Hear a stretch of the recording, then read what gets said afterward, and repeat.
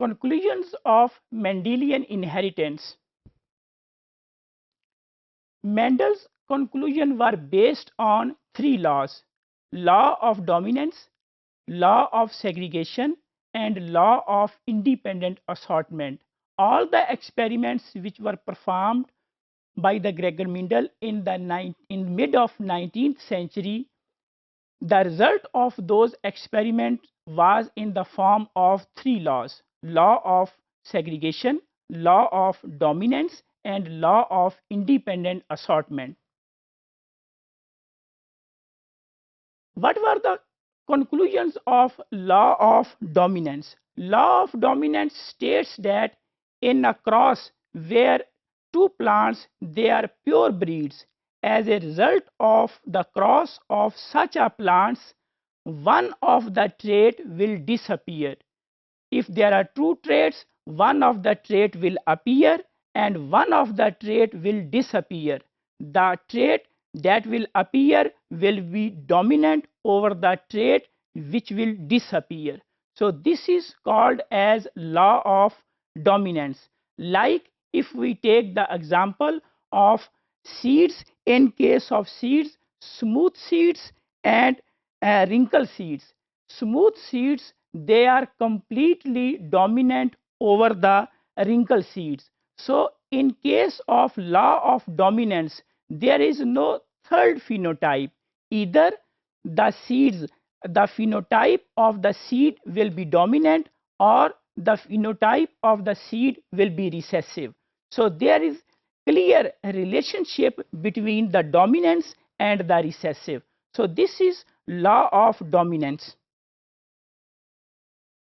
In case of second law of inheritance which was proposed, that law of segregation, during the law of segregation it states that during the process of gametogenesis the gametes they separate from each other and they are independently segregated, and during the process of fertilization these gametes they unite with each other. So law of segregation states that during the process of gametogenesis the gametes they separate from each other. Here the gametes means we can take the example of alleles, that alleles they will separate from each other during the process of gamete formation, and the alleles they will join with each other during the process of fertilization. So that was the second law which was proposed, which is also called as law of segregation. The third law that was proposed, formulated by the Gregor Mendel in mid of 19th century, that was law of independent assortment.